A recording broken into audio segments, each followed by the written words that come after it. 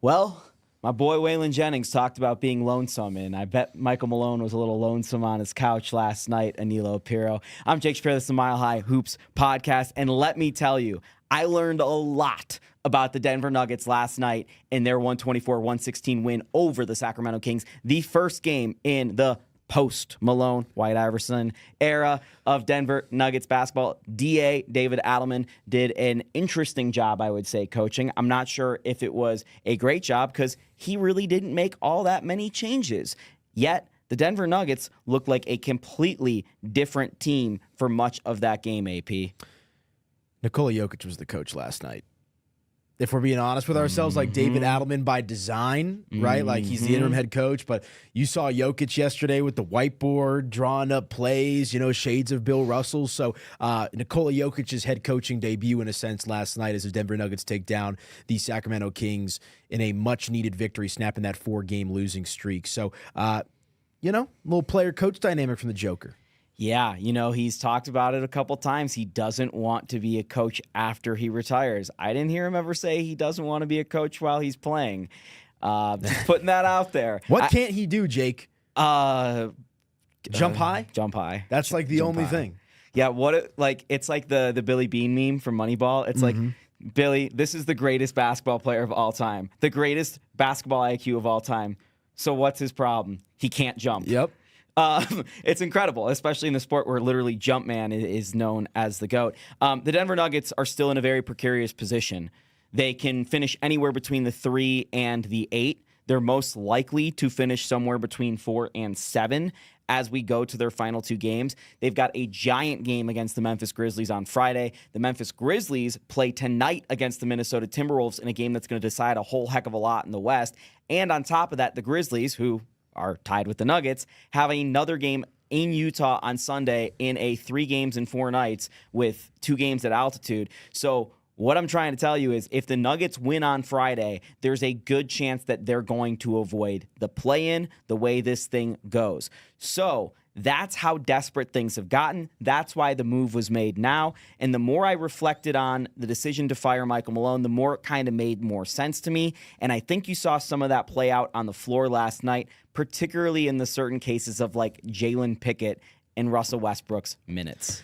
Pound the drum, man. Let's go. I'm a Jalen Pickett guy. And look, I think that was the one big adjustment that I saw from David Adelman this is the first game, I believe, since December that you've seen Russell Westbrook play under 20 minutes. Look, I like Michael Malone. The one thing that he could not get over that he was stubborn about is leaning towards the veterans. And Jalen Pickett's a guy that has his flaws in his own right, but I think is going to make the right play every single time. Versus a guy like Russell Westbrook who can be so erratic and lose you games, literally. Look at the Minnesota matchup and some other instances throughout the course of the season. So the one Adelman adjustment that I like to see is the second that it all kind of started to fall apart for him, he yanked him out and stuck Pickett right back in there. And he was rewarded. What a game last night for Jalen Pickett. 31 minutes played, 18 points, a plus 12 in the box, plus minus, 4 assists, but most importantly, 5 of 7 from deep. And career high. It was an 18 points, which is a career high, which I just thought was poetic, AP. I've reported it now on Denver Sports since I last talked to you on this podcast. It's been reported elsewhere that one of the flashpoints between Michael Malone and Calvin Booth that kind of led to the Cold War was over what Jalen Pickett is. So it's poetic that the night after those two guys are gone, that Jalen Pickett has his best career game. And maybe it's a sign of positive things to come in the future. We've already seen Zach Edey thrive in Memphis post-Taylor Jenkins era. So this can allow guys to maybe get some sort of freedom. But what I will say is, based off of what we saw in that game, DA didn't make many adjustments, and the Nuggets are who they are at this point in the basketball season. Like, there's not enough time to change who they are. Like, the X's and O's are going to be the same. DA, I think, called a couple sets that he didn't in the past. They ran some more things. And when Adelman has been the interim acting head coach in the past under Malone, they've ran some more interesting concepts. They did that last night. To me, the interesting part wasn't at all the X's and O's and the rotation changes and who's doing what. It's just how the Nuggets responded. It's the communication. And that's what I wrote about last night on Denver Sports. And the body language too. Like they actually looked like they enjoyed playing basketball. Like you saw that a lot in the 2023 season when they won the championship. Last year, a little 50-50, but this year, I mean, you've been in the building for a long time. I've been in the building for a long time. The vibe was just completely off for this team, and I hate to give this guy credit. I really do. But he made a good point last night on the 4 Letter Network. Kendrick Perkins, oh no, talking about the Nuggets game and the matchup and this and that. Nikola Jokic had 11 assists last night. Obviously, a walk in the park, a triple-double. But collectively as a team, Denver had 30. And so what that kind of tells to me is guys playing more confident, guys believing in each other a little bit more. It's not Nikola Jokic shouldering the load and being this Zen master trying to juggle all these plates and dishing out assists and scoring and three-point shots and all that kind of stuff. I thought you saw the Nuggets return to a bit of a flow state last night offensively, and I think the numbers and the statistics, specifically in the assist category, represent that. Well, I think the bigger thing for me is how few shots Jokic took. When's the last time he took, 12 or fewer shots in a game? I'm looking back at the box scores right now, and you have to go back to the Detroit game on February 28th. He took 12. The loss against the Lakers where he sat the fourth quarter, he only took 7, and that's because the Lakers loaded up completely in the paint. Going back even further, you have to go back to January 19th and January 17th, as well as January 14th, 3 games in a row where Jokic took 12 or fewer shots. And that's kind of the last time the Nuggets felt like themselves, was in that January stretch right around the All-Star break. So to me, the Nuggets are at their best when Nikola Jokic is facilitating, not shooting. And it's not because Nikola Jokic isn't one of the best scorers in the league. He is. It's everyone else gets involved, and an assist makes 2 people happy. And we're talking about the vibes, right? The vibes have been the issue. Adelman talked about it after the game. He said in a quote that he liked that Jokic got back to facilitating, that Jokic didn't have to take on the burden. Now, I don't know how much of that is Jokic making the dedicated decision to spread around the burden, so much as it's his teammates actually stepping up and accepting some of that burden. Well, I think that's the big thing is they looked rejuvenated out there. And obviously no Jamal Murray. We'll see what his status is for the remaining 2 games of the regular season. But Michael Porter Jr., a guy that's been hit or miss throughout the course of the season. You saw him turn in a good performance last night as well. MPJ puts out 21 points. Most importantly, 4 of 8 from 3, so a little bit of confidence back from shooting beyond the arc. I mean, Aaron Gordon had 21 points last night. Christian Brown with 25. We mentioned Jalen Pickett with 18. I mean, everybody got their share of the love last night. And Jokic, I know that was a big kind of talking point and criticism point in years past about he needs to be more aggressive. He needs to score. He needs to hunt for shots, whatever it might be. But Jokic and the Nuggets are at their best when he's playing that facilitator type of role and being a scoring threat, but also being a passing threat and being able to do it all from the rebounding department as well. And I think you saw Denver get back to that kind of prime version of Jokic ball. So I thought there were a couple key quotes that came out of the locker room last night. And as I talk about communication and Jokic taking over the lead, Peyton Watson said, he knows it's definitely an important time for him to be speaking up and for us to hear the voice that he has because he's the focal point of our team and we build everything around him. I'm glad that he has been more vocal. So that's just on Jokic. The biggest problem the Nuggets have had on the court this season has been communication, particularly on the defensive end. Christian Brown, just staying together, everybody communicating, getting on the same page is really important, especially defensively. That's maybe been our biggest problem, just communication. Tonight, obviously, the energy's a little different. We know how important a win is, but I think as far as communication goes, it probably was our best game of the year. Everybody was into it. David Adelman walks into the Nuggets locker room after the game. On social media, the Nuggets post the video, and he says, quote, "The number one thing I am proud of tonight is you guys communicating with one another during timeouts, throughout the game. You don't always need us. You take responsibility for what you feel out there and what you see. We talk to each other the right way." What do you feel about those 3 quotes?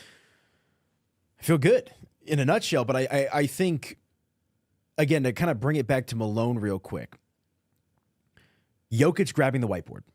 That's something that never would have happened in the Michael Malone era because Michael Malone would probably feel some type of way. Yeah, I mean, it did happen a couple times, but it was really rare. But the dominance and the assertion that Jokic made, rallying the troops, we're going to do this, we're going to do that. And I think those quotes that you just read off are a reflection in kind of this breath of fresh air. And, there's this fired coach theory that teams, after a coach gets fired, they want to be locked in, they want to be ready to go and play hard so they can go out there and kind of get back on track.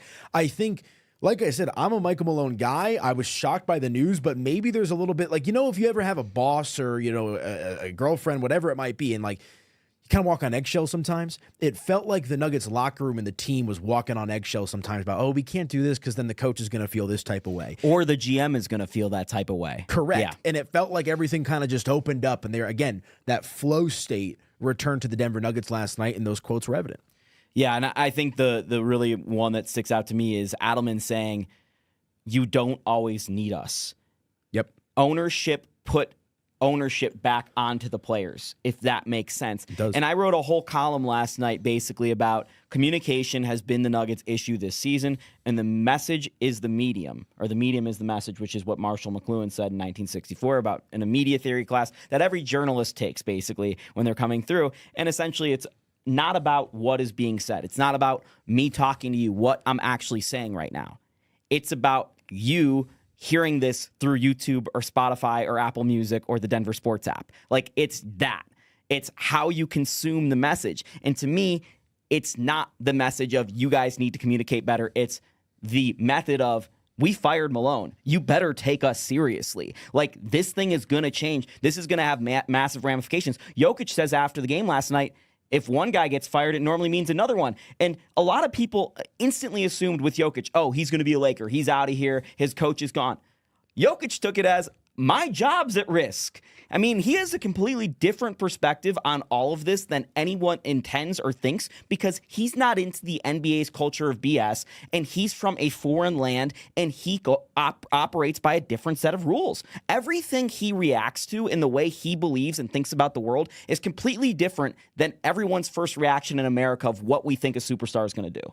Well, he's very stoic, Jake. Like, you're never going to really know what Nikola Jokic is feeling internally. He's going to put on his game face, and kind of tell you, I don't want to say, PR speak or anything like that, but he's very careful with his words. And that quote that you alluded to, he said, in my country, if someone gets fired, probably you're next. I think it definitely changed something to get the reaction of what they wanted, probably. So, and then, to follow that up, you had the quote of the year last night talking about maybe they woke up the beast. I mean, he just speaks so casually, but drops like the greatest quotes of all time. And it's funny, right? Because obviously the 4-game losing streak was bad. Firing Malone and Booth, terrible.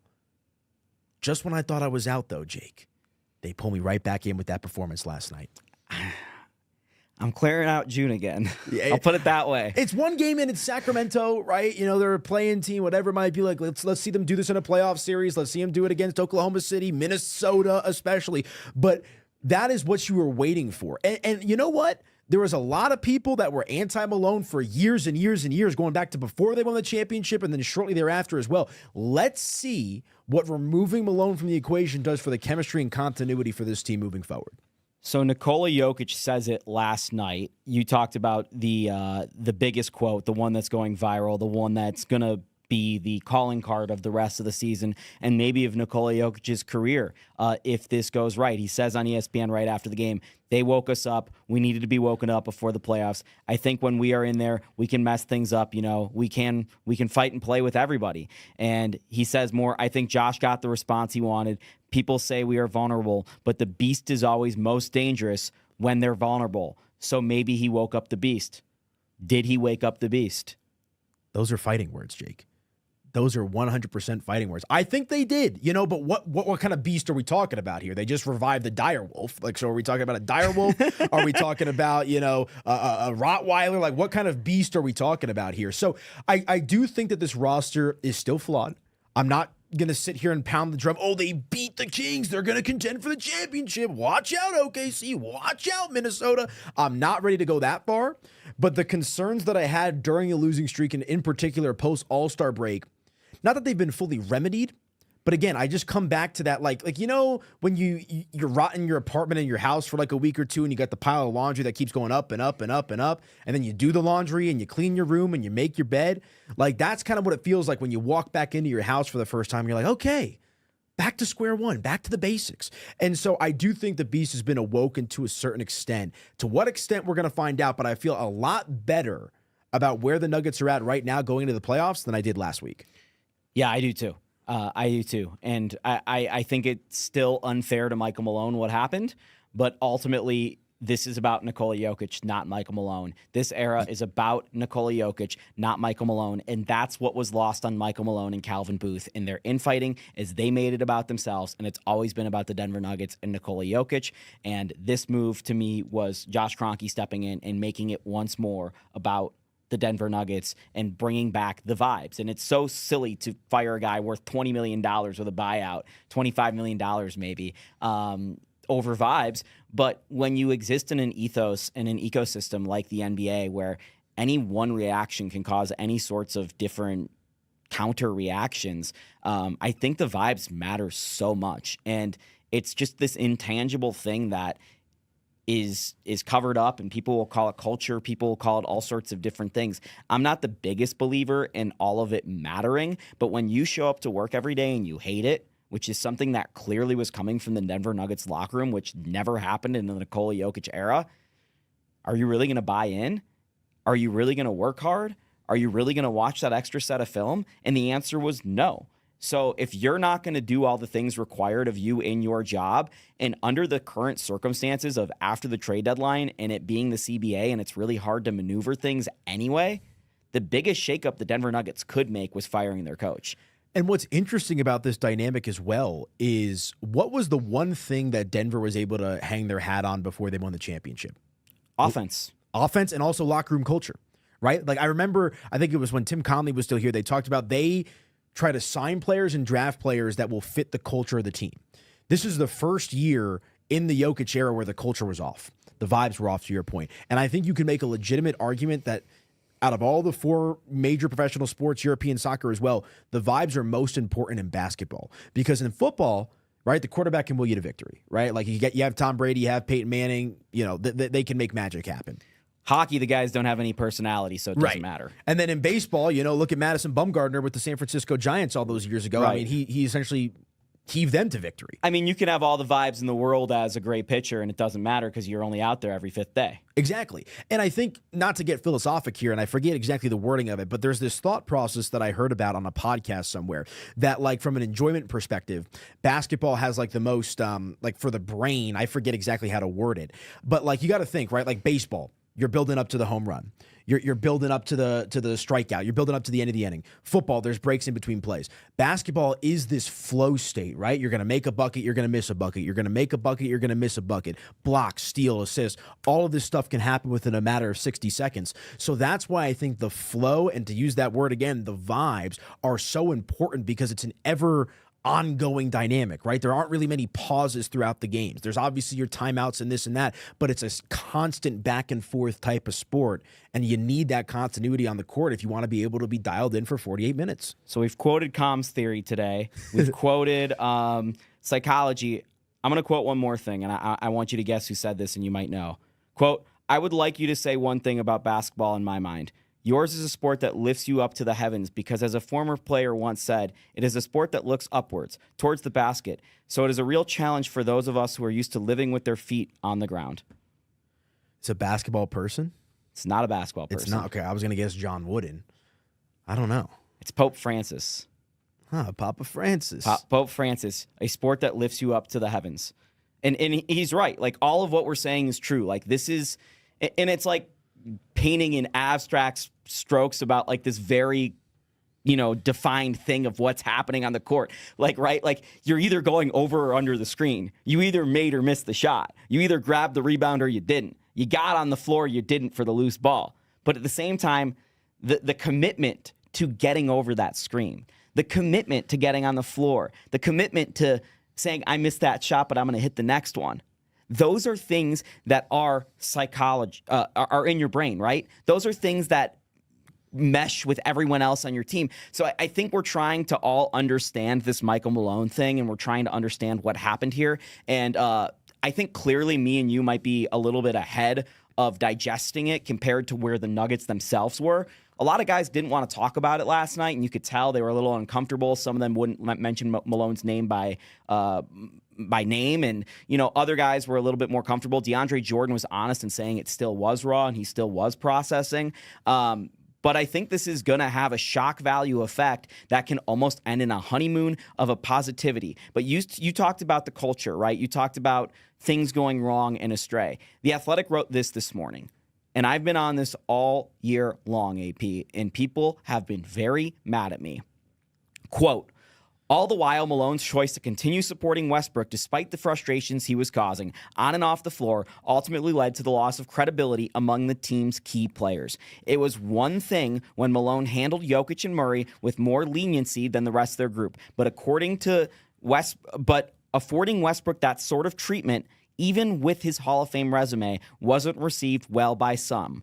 The dynamic intensified recently, starting with Westbrook's meltdown against Minnesota on April 1st, in which his late-game blunders cost Denver and spoiled Jokic's 60-point triple-double.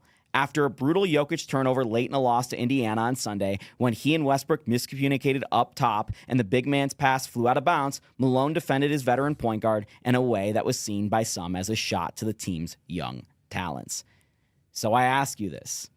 As we kind of came to the surmumption on Tuesday, as I make up words, that if Westbrook makes that layup, Malone's still the head coach. If the Denver Nuggets do not sign Russell Westbrook, Michael Malone is probably still their head coach today, right? I would agree. I mean, I think that loss to Minnesota is what ultimately broke them. I just think ever since that moment, they haven't been right. And I understand that this season has been filled with those peaks and valleys, but that felt like a defining moment of where we were at this year with Michael Malone at the helm. Now, I'm not going to sit here and say that Russell Westbrook is the number one reason as to why Michael Malone was fired. I mean, him and Calvin Booth were butting heads. And to be fair, Nikola Jokic was also a guy that was, clamoring to get Russell Westbrook in the building over the offseason. So, let's be fair about it. Yeah, maybe players shouldn't be GMs, as we've learned over and over with LeBron. And when's the best he's looked the last 10 years? Oh, when they went out behind his back and got Luka Doncic. It's true. It's interesting, man. And, I'm very curious to see how the rest of this season plays out because, as we've talked about on this show, like the quotes that are coming out are fantastic. Check us out on social media if you want to see some more in-depth coverage of the team as well. But it feels like a weight has been lifted off of the team's shoulders. And again, to go back to David Adelman for just a second, the fact that he had such a short leash on Russell Westbrook last night almost confirms the thought that was brewing with everybody except Michael Malone about Russ can be good in spurts. You can play Russ 18 to 20 minutes a game. He played 17 last night. But you can't go out there and run him out for 25, 30 minutes and expect him to be the Russell Westbrook of old because that's just the reality of the situation. Look, you and I grew up with Russell Westbrook. He was great in Oklahoma City, an MVP at one point. A Nuggets killer. Absolutely. I mean, I was in the building for that game. The triple-double clinching game? Yeah. I was in the building for that. And he's a shell of himself. He's not who he used to be, so why don't we acknowledge that? And move on with it. He can still be serviceable. He can still have a positive impact on the game, but trying to expect Russell Westbrook in the year 2025 to be the Russell Westbrook of 2015 is just nonsense. Yeah, last few stops for Westbrook. Rockets fire Mark D'Antoni. Wizards fire Brooks. Lakers fire Frank Vogel. Nuggets fire Michael Malone. I'm not saying Westbrook was the number one problem. What I'm saying is looking for the solution in Russell Westbrook was a problem in itself. And the expectation that Russell Westbrook was going to be the savior and the amount of burden put on Russell Westbrook by the organization has been completely unfair to Russ and has put the team in such a bad position that it's led to Malone's firing. So that's my whole thing on Russ, is them going down that road was an admission of desperation to begin with when they didn't need it. And on top of it, it put them in a very bad position throughout the course of the season. But now they're in the position of both battling for the NBA playoffs, where they're very close to starting, and maybe they're going to have a play-in game on Tuesday. Maybe they're going to go straight to the playoffs, which would start a week from Saturday or possibly Sunday. And at the exact same time, this is a very crucial stretch of off-the-season stuff happening for the front office. The college basketball season ended on Monday night, so it's not that surprising that the GM was let go on Tuesday as the pre-draft process really starts. I know the Nuggets don't have a first or second-round pick, but they're probably going to be looking at the market for undrafted free agents, particularly for two-way contracts, which they've kind of cycled through in the last couple of years. The end of the roster is going to need to be filled out. So the Nuggets are starting that process very soon, and pre-draft workouts will begin in Ball Arena very, very soon. So the Nuggets offseason is already getting underway and those plans already getting underway. And it's Josh Kroenke now that's the interim GM, according to a report this afternoon. And let's see how Kroenke handles that, because, there's a ton of conversation. We can open up the vault about how involved he was back in the Carmelo Anthony days and how all that shook out. And I am just fascinated because I still think the outlook for this team this year is, what's their ceiling? At best, maybe a Western Conference Finals appearance. Likely a second-round exit is kind of where I'm at right now with this team. Let me be bold. The Nuggets' ceiling is still the NBA Finals. If OKC goes down on the other side of the bracket or they face a tough loss, true. like let's say Minnesota beats OKC in the first round and they might match up the way things are going, the Lakers could beat the Nuggets. The Lakers could beat the Timberwolves. The Lakers could beat the Thunder. No doubt about it. But in my mind, it's all up for grabs if the Thunder go down. And the Nuggets are right there, and they still have that ceiling. Yeah, and that's the thing. When you have the best player in the world, anything's possible. Like, where is Jamal Murray? Like, I know he's hurt right now, but if you want to subscribe to the thought that you just threw out, there is no way, shape, or form that Denver can contend for an NBA championship without Jamal Murray being playoff Jamal. So let's keep that in mind. Playoff Pickett. Playoff Pickett, maybe let's start the narrative. But I'm so, and we're going to have plenty of time to digest this and talk about it during the offseason, but Josh Kroenke needs to get this right. They have to. I like David Adelman. I don't know if David Adelman should be the head coach for the team moving forward. It's already the biggest offseason in Denver Nuggets history. Yeah. The thing with DA, and I really think he's going to be a great coach in the NBA. I don't know if you want a first-time head coach in this position, leading a 30-year-old aging superstar. That's really where we're at with Nikola Jokic now, and a core around him that's in shambles, and honestly, limited assets and ability to improve. I'm going to throw one name out there because I saw something put out by our sister station in Arizona today that Bradley Beal is going to get cut no matter what. If the Suns can't find a trade, Bradley Beal will be cut, which means he's going to sign a minimum contract.